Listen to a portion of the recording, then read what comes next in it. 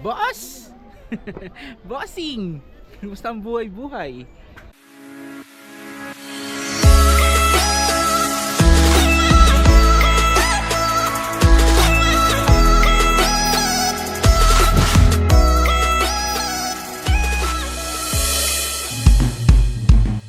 What's up everybody? Isang pinagpalang araw, kumusta na kayong lahat? Today ay mag-short ride lang tayo dyan sa malapit.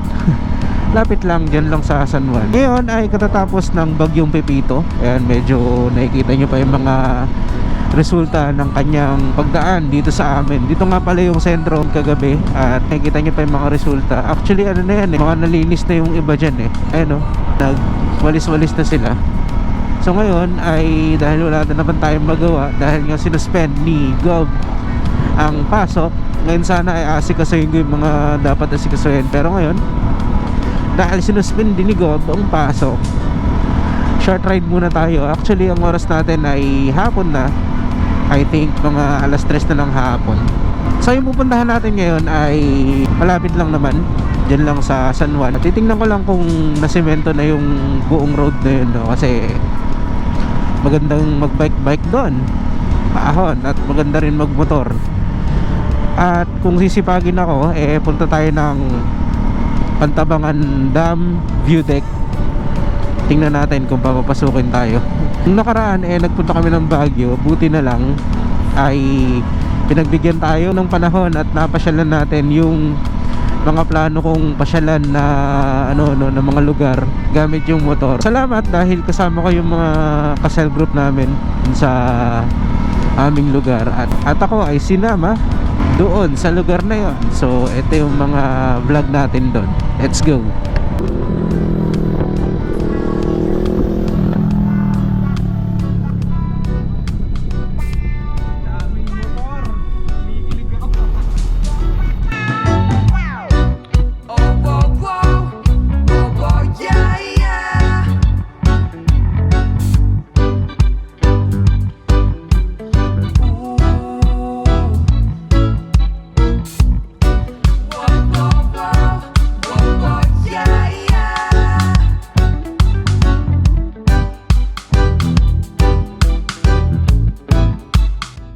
So what's up guys, andito tayo ngayon sa Baguio at escapade lang saglit bago magpasok ng second sem.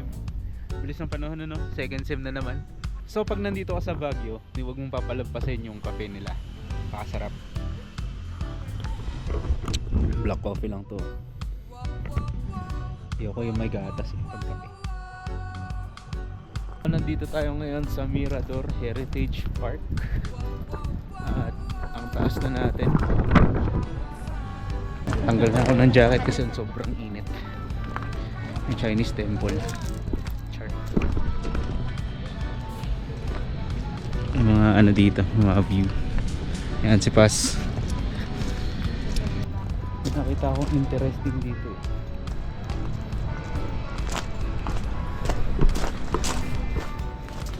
So ang pangalan ng lugar na to ay Mirador Heritage and Eco Spirituality Park. Pero dito tayo sa baba. Bumaba. Ganito. Meron dito ang shrine. Yan. Tapos yung buntot na manok. So tingnan natin yung taas. Ay parking pala yung taas. And base doon sa nakita ko kanina, para siyang rest house. Yun, so far goods naman yung mga nakikita natin dito. Yung isang Chinese doon, Chinese temple na shrine, nakadaya ang init, pero pag nagpa-picture ka rin parang ang lamig. So tambay muna tayo dito habang hinihintay sila sa picture nila. So ang entrance nga pala rito para makapasok ka dito ay 100 pesos. Ang galing dito ang fog dun Tapos doon sa gawi doon ay may nakikita akong kulay green, golf course. Tapos sabi nila tita, yung part daw doon ay yun na yung La Presa. Kung natatandaan niyo yung yung serye ni ni Liza Soberano na Forevermore. Ayan, so doon sinutin yun. Yun, so tapos na kami dito sa anong tawag dito? Mirador Heritage. At punta na tayo sa ating next destination. Let's go!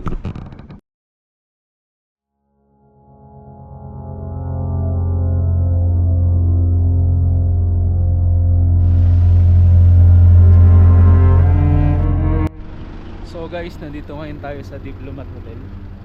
Ayan. Hindi ko alam kung pwedeng pumasok dyan, no? Pero marami ng content creator dito na nag-overnight. Yung iba nakapasok, yung iba hindi. Nakapadlock na siya.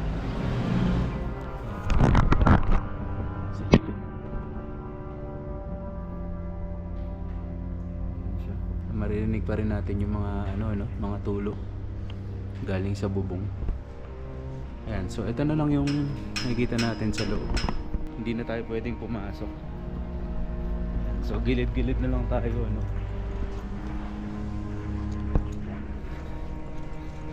So marami na rin dito na nagpupunta ng mga tao, mga turista.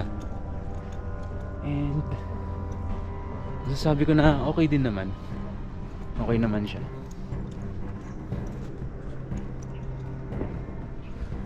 Libutin lang natin, no.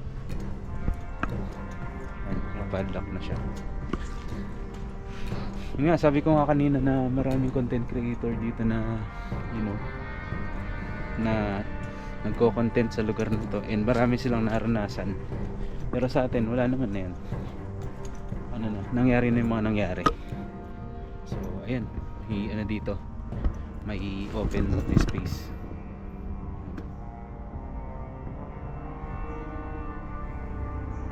Ayan yung loob niya.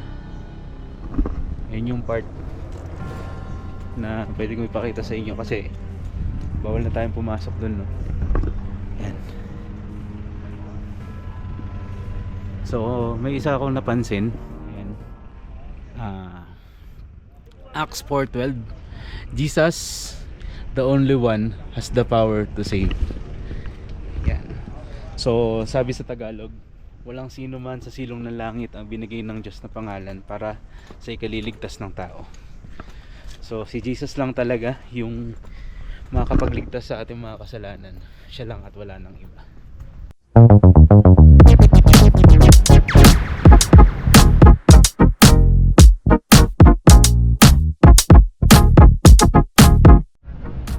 So dito tayo ngayon sa Burnham Park. Ayan. Last time na pumunta ako dito, hindi masyadong matao. Pero ngayon, matao na siya. Siguro rush hour or yan, mag-weekends na kaya dumadami na yung tao.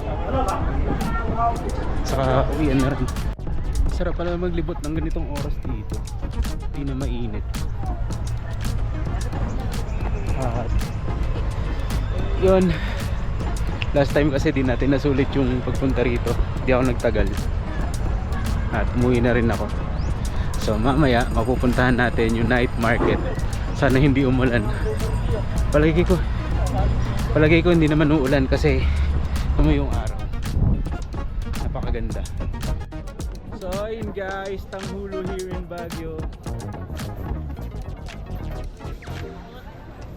Para po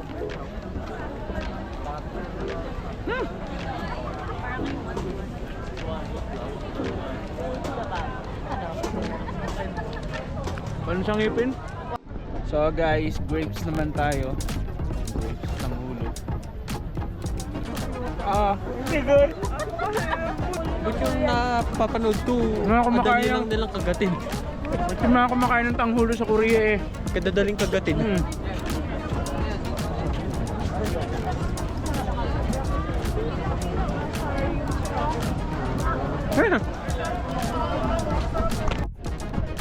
So tao na ako. Nakatikim na ako ng Tanghulo. Yes. Dami dito na pagkain. Dito nga pala to sa night market Baguio. Talagang yung mga kakaibang pagkain nandito. So what's up guys? Good morning Baguio. And nandito tayo ngayon sa Mines View. Mines View. Mines View. Para maiba naman, Mines View. Dahil sarado ang botanical flower shop. Di ba madaming ano doon? Flower, kaya flower shop yun.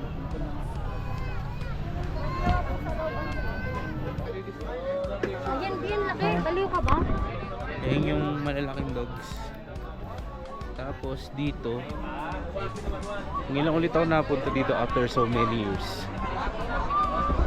Ang daming tao. Hindi ako para dito. Balik tayo. Ay, yung kabayong pink. Kero yun yung kabayong pink mo.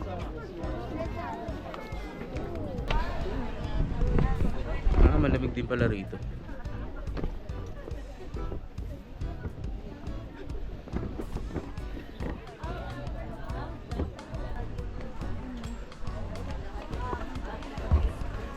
Ito pala.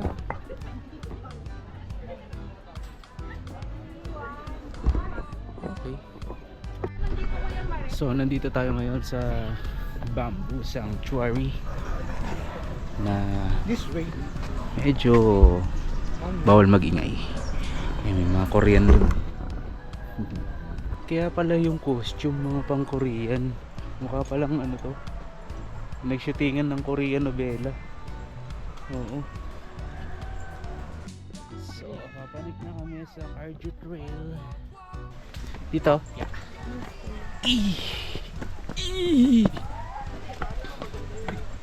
So far goods naman. So, ito na yung dulo, yung taas ng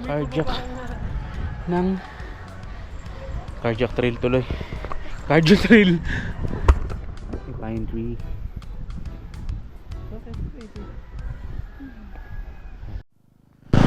So, eto ngayon ang Pantabangan view deck. Ayos, maganda. Hindi siya naapektuhan ng bagyo. Kasi Sierra Madre asanggahin tayo ng Sierra Madre. Kaya pagdating sa Luzon or pagdating dito sa Nueva Ecija, medyo hihina siya. At yun na nangyari kagabi. Pagdating dito sa amin, humina yung bagyo at naging typhoon na lang. From super typhoon, naging typhoon at hanggang sa humina siya. Laking tulong ng Sierra Madre na yan. Kaya tuloy nating alagaan yung ating kalikasan, no? Para pag yung mga bagyong dumadating sa atin, masasalag sa tulong ng nature. Yan, so dito ko na rin tinatapos yung vlog. Maraming salamat sa pagsama nyo for today's video. At kung nag-enjoy ka, please hit that like button. At kung di ka pa nakaka-subscribe, mag-subscribe ka na. Kalimbangin mo na rin yung bell at mag-comment ka na rin para masaya. Ayos ba yun? Muli, maraming salamat sa panonood. At ako nga palang inyong Kuya Jimboy na nagsasabing God is good all the time, and all the time God is good. Signing off. Peace.